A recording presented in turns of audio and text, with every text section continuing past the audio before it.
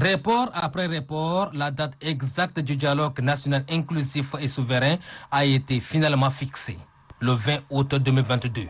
C'est ce jour exactement que les filles et fils du pays, tous animés d'une vision commune, acceptent de se réunir autour d'une même table pour parler à cœur ouvert. Le lieu de rassemblement pour cette rencontre historique du Tchad est le Palais des Arts et de la Culture, ex-palais du 15 janvier, il y a encore moins d'1 an. Tous ont un seul point de convergence. Refonder le Tchad, ce beau pays de Toumagne qui a trop souffert pendant plusieurs décennies. Plus de 1400 participants issus de diverses couches de la société tchadienne qui ont échangé sur des sujets d'actualité qui minent le développement de ce pays. Un pays dont son sous-sol renferme diverses richesses. La société civile tchadienne est aussi fortement mobilisée à cette rencontre d'envergure pour le Tchad, dont les résolutions et les recommandations vont permettre d'écrire une nouvelle page de son histoire. Un an après ces assises, quels sont les progrès réalisés? Hara Jean-Claude est le coordonnateur du CVRJT, Coordination de veille et de réconciliation de la jeunesse du Tchad. Il a pris part activement, au nom de son organisation, à cette rencontre qui s'est débouchée sur des recommandations et des résolutions pertinentes. Aujourd'hui, elles sont en train d'être mises en œuvre une après une.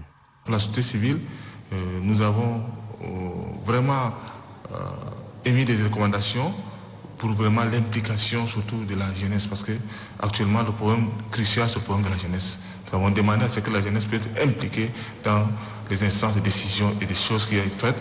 Nous avons demandé à ce qu'on puisse recruter les jeunes à la fonction publique, des choses qui ont été faites. Nous avons plus de 3000 jeunes qui ont été recrutés à la fonction publique. Nous avons à la police nationale. Nous avons actuellement avec l'Agence nationale de volontariat qui a recruté 1100 jeunes volontaires et qui veut encore recruter 10 000 volontaires. Je pense que ça part en droite ligne avec les résolutions qui ont été prises lors des assises en faveur surtout de la jeunesse, parce que le problème de la transition actuellement c'est le problème de la jeunesse. L'implication des organisations de la société civile a été d'une importance majeure, car ces leaders de ces organisations qui jouent un grand rôle en matière de la conscientisation de la population ont aussi apporté leur contribution dans ce processus de la marche irréversible de la refondation du Tchad où la paix, le vivre ensemble et l'unité nationale ne doivent souffrir d'aucune ambiguïté. En matière de réconciliation nationale, nous avons eu plusieurs de nos frères tchadiens qui n'étaient pas au pays, qui sont revenus au Bercail. Ça, c'est déjà une avancée très significative. Et là, au-delà de ça, nous avons aussi le climat social qui est apaisé. Et c'est ce qui a été demandé lors de Denis, c'est de pouvoir réconcilier les fils du Tchad entre eux. Et ça, c'est déjà une avancée très considérable. Lors de la tenue du dialogue national inclusif et souverain, les personnes vivant avec un handicap ont aussi constitué la préoccupation fondamentale des participants. Tous ont plaidé pour leur bien-être.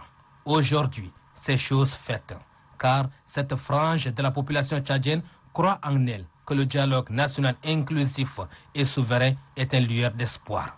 Galma et Moussa Abdraman pilotent depuis 2016 le REFAT, réseau des organisations des personnes handicapées. En date du 19 juin 2023, le chef de l'État avait promulgué la loi portant création de l'Agence nationale de protection et de promotion des droits des personnes handicapées.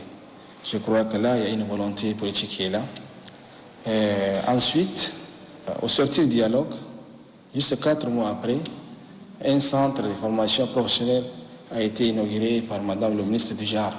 En date du 6 janvier 2023, c'est le centre moderne de fabrication de tricycles. Ensuite, l'autre recommandation, c'est celle qui consiste à veiller à l'application effective des textes protégeant les personnes en situation de handicap. Nous avons la Convention, nous avons la loi 007 et son décret d'application qui est le décret 1521. La Convention a été vulgarisée lors de la fête nationale et nous continuons en collaboration avec le ministère pour sa vulgarisation.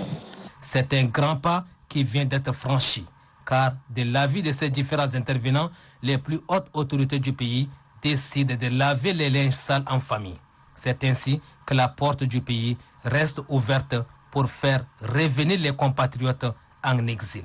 Il s'agit bien évidemment de la politique de la main tendue du président de transition, président de la République, général Mahamat Idriss Déby Itno.